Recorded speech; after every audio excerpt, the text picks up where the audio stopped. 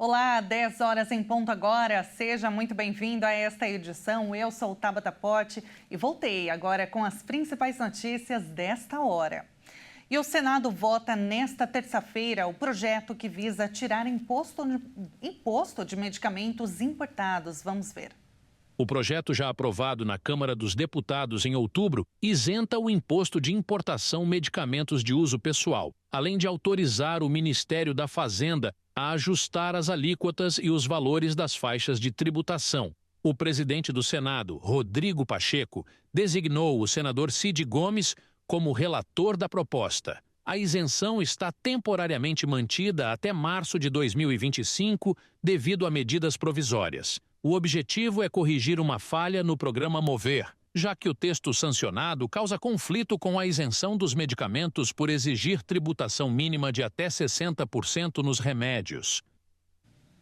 E o presidente do Paraguai, Santiago Peña, de 46 anos, foi hospitalizado na noite de ontem no Hospital Samaritano, no Rio de Janeiro, onde participa do G20.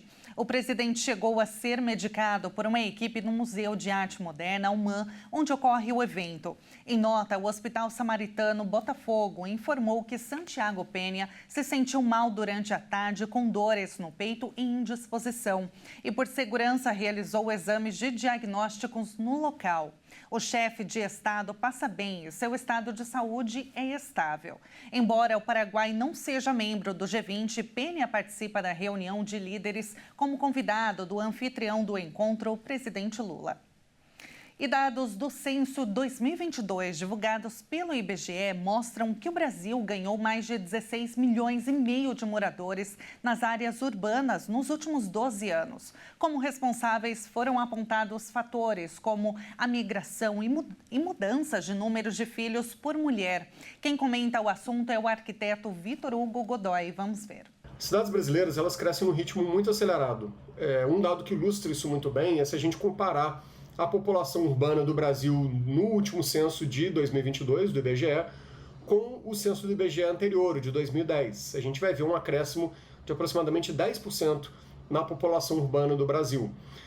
A gente vai ter também um crescimento horizontal das cidades, né, o crescimento da mancha urbana, que a gente chama, ainda que no território do país como um todo, a proporção de áreas urbanizadas é muito pequena, é pouco mais de 0,5% apenas do território brasileiro que é urbanizado, mas vale lembrar também que o Brasil é um país continental, então é justificável que, apesar de ter uma população urbana tão grande, beirando 90% da população do país, a gente vai ter somente pouco mais de 0,5% de áreas urbanizadas do território nacional. Um dado interessante também que a gente pode ver no censo de 2022 é o crescimento da população morando em apartamentos, o que mostra que as cidades estão crescendo não só horizontalmente, mas também verticalmente. Saltou do censo de 2010 de 8,5% para por volta de 12,5% no censo de 2022, ou seja, hoje houve um acréscimo de mais ou menos uns 4%. Ainda assim é bem menor a proporção de pessoas, claro, morando em apartamentos do que morando em casas.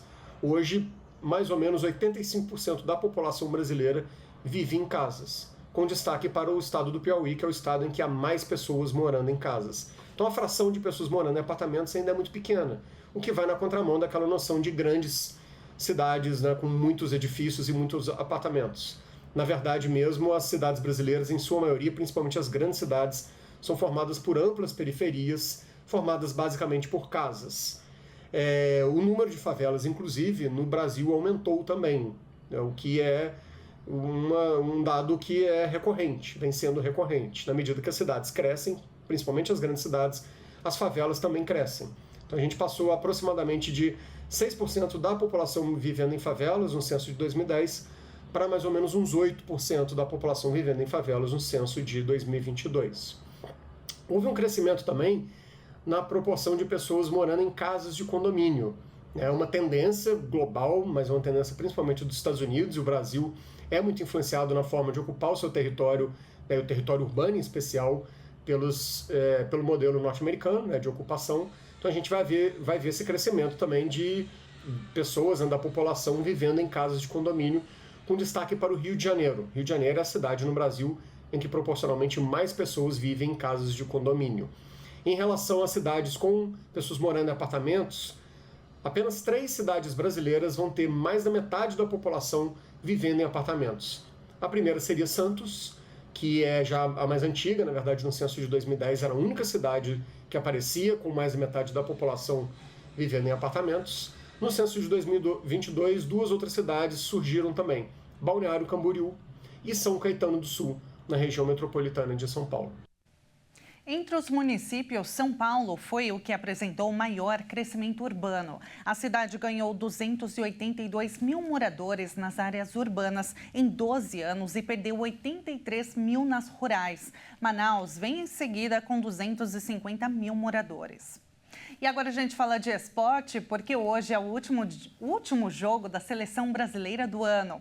Após o empate contra a Venezuela, agora o confronto é contra o Uruguai aqui no Brasil.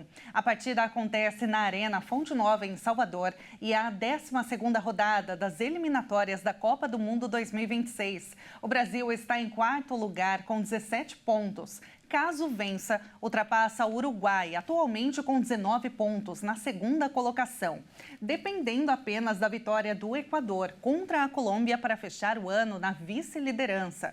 No entanto, em uma eventual derrota, o Brasil pode chegar à 6ª colocação, no limite da classificação ao próximo Mundial. O técnico Dorival Júnior agora monta o time para superar os desfalques recentes. Militão, Rodrigo e Arana estão machucados e Wanderson está suspenso. Na prática, a escalação do time titular não deve contar com muitas mudanças, somente a troca na lateral direita, onde Danilo deve entrar. E eu fico por aqui, logo mais na edição das 11, o Fernando Jesus traz mais informações ao vivo. Até mais!